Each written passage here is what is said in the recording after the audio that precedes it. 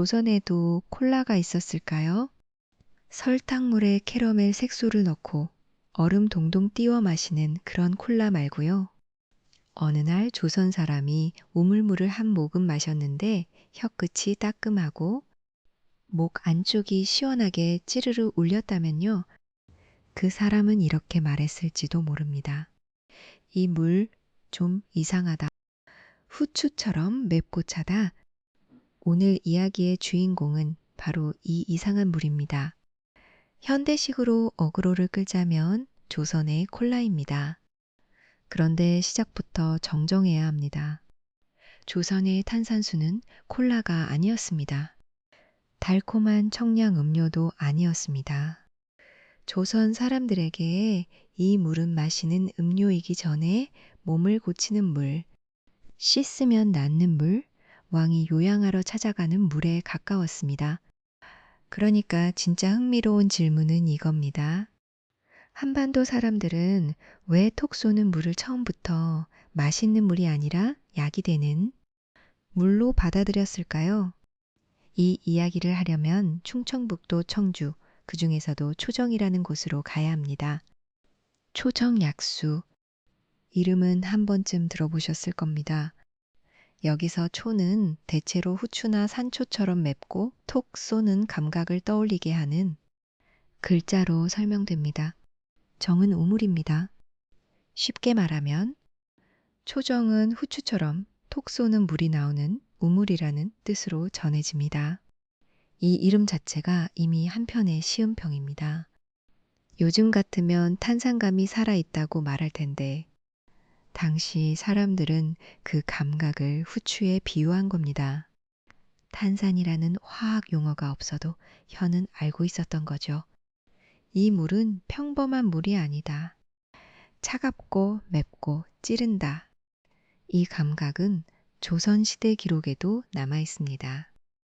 동국 여지승남 계열의 기록에는 초수, 그러니까 초정의 물이 맛은 후추와 같고 차며 그 물로 목욕하면 병이 낫는다고 전합니다.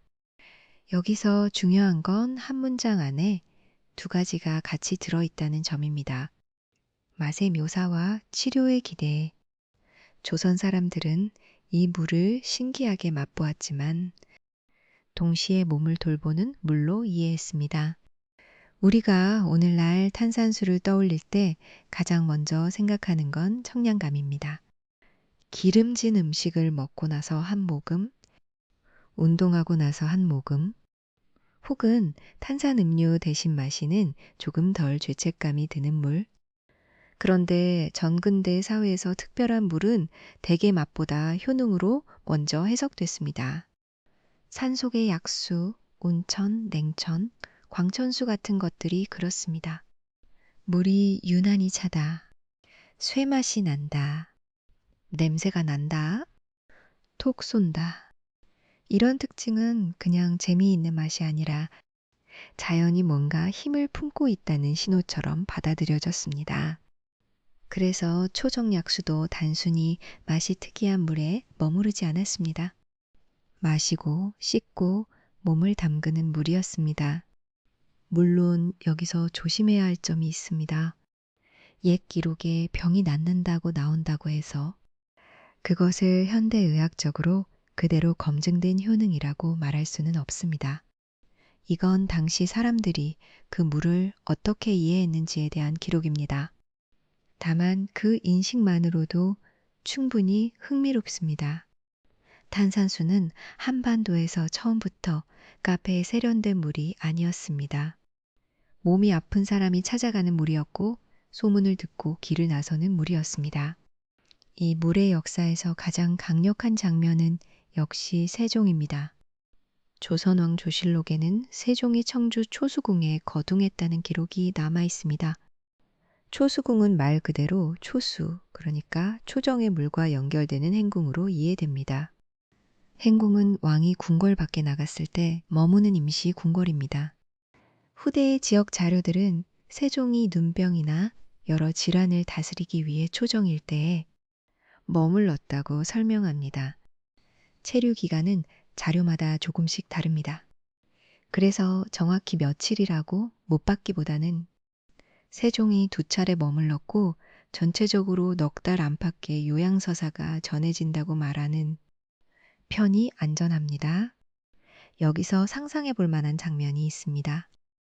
조선 최고의 왕이 궁궐의 어의와 약재만 믿은 것이 아니라 지방의 특별한 물을 찾아 이동했다는 것. 이것은 초정약수가 단순한 동네 우물이 아니라 조선 사람들의 세계관 속에서 꽤 강한 권위를 얻었다는 뜻입니다. 물맛이 톡 쏘는 것도 중요했지만 왕이 왔다는 사실은 그 물을 더 특별하게 만들었습니다. 다만 여기서도 한번 멈춰야 합니다. 초정약수와 세종 이야기를 하다 보면 자주 따라붙는 말이 있습니다. 세종이 이곳에서 훈민정음을 완성했다는 이야기입니다. 충분히 매력적인 장면입니다. 왕이 몸을 치료하러 내려와서 톡 쏘는 약수를 마시며 새 문자의 마지막 손질을 했다. 드라마로 만들면 너무 좋죠. 하지만 이 표현은 직접 사료로 확정된 사실이라기보다 후대의 지역 스토리텔링과 해석이 섞인 이야기로 보는 편이 조심스럽습니다. 그러니 이렇게 말할 수는 있습니다. 세종의 초정체류는 훈민정음 창제의 시기와 겹치는 역사적 분위기 속에서 자주 연결되어 왔다. 그러나 여기서 완성했다고 단정하기는 어렵다. 이런 구분이 중요합니다. 좋은 이야기는 과장하지 않아도 힘이 있습니다. 왕이 병을 다스리기 위해 찾아간 탄산약수. 그것만으로도 이미 충분히 놀랍습니다. 그렇다면 조선의 보통 사람들은 탄산수를 어떻게 받아들였을까요? 왕의 이야기만 보면 너무 멀게 느껴질 수 있습니다. 하지만 약수라는 건 기본적으로 지역의 생활 문화와 붙어 있습니다. 누군가는 병든 가족을 위해 물을 떠갔을 것이고, 누군가는 소문을 듣고 찾아와 마셔보았을 겁니다. 처음 마신 사람은 아마 놀랐을 겁니다. 물인데 물 같지 않으니까요. 단맛은 없는데 혀를 찌르고 술도 아닌데 목 안이 간질거립니다. 하지만 그 낯선 감각은 곧 효험이 있을 것 같은 느낌으로 바뀌었을 가능성이 풉니다. 정근대의 감각 세계에서는 낯선 맛과 냄새가 곧 특별한 힘의 증거가 되곤 했습니다. 그러니 탄산수는 두 얼굴을 가진 물이었습니다.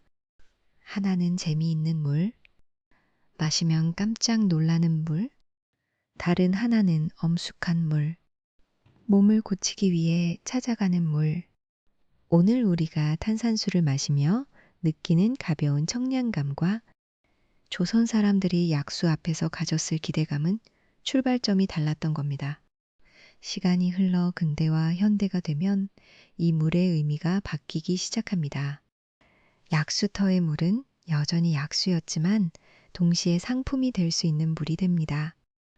초정 일대에서는 광천수뿐 아니라 천연 탄산가스와 관련된 산업적 이용 이야기도 전해집니다. 1970년대에는 초정약수라는 이름의 식품업체가 설립되어 천연사이다와 천연탄산수를 생산했다는 기록이 있습니다. 여기서 중요한 전환이 일어납니다. 예전에는 사람들이 물이 있는 곳으로 갔습니다. 그런데 이제는 물이 병에 담겨 사람들에게 갑니다. 약수터의 경험이 시장으로 이동한 겁니다. 탄산수는 더 이상 산길을 걸어가야 만나는 신비한 물만은 아니게 됩니다. 슈퍼나 식당에서 만날 수 있는 음료가 됩니다.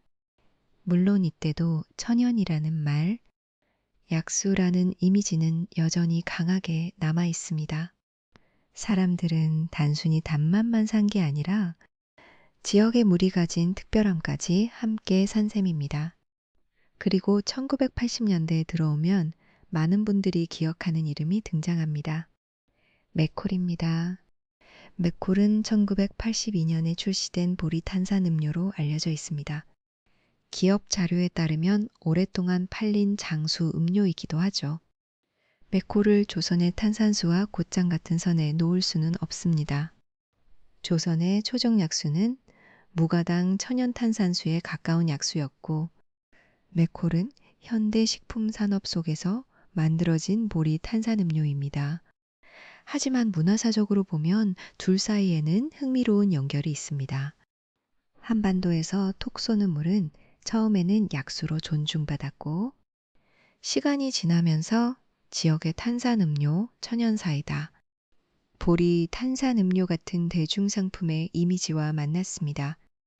그러니까 조선의 콜라라는 말은 사실 역사적으로 정확한 이름은 아니지만 우리에게 질문을 던지는 좋은 장치입니다.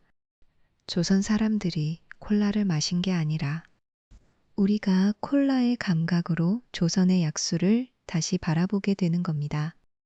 이 이야기가 재미있는 이유는 탄산수의 역사가 단순히 음료의 역사가 아니기 때문입니다. 같은 기포라도 시대에 따라 의미가 달라집니다. 조선의 기포는 약의 기포였습니다. 몸 안의 병을 다스릴지도 모른다는 기대의 기포였습니다. 근현대의 기포는 상품의 기포가 됩니다. 병에 담기고 이름이 붙고 공장에서 생산되고 식탁 위에 올라옵니다. 오늘날의 기포는 취향의 기포입니다. 단 음료는 부담스럽지만 맹물은 심심할 때 고르는 선택지가 됩니다. 결국 한반도의 탄산수는 자연의 이상한 물에서 왕의 요양수로 다시 지역의 상품과 대중음료로 이동해 왔습니다.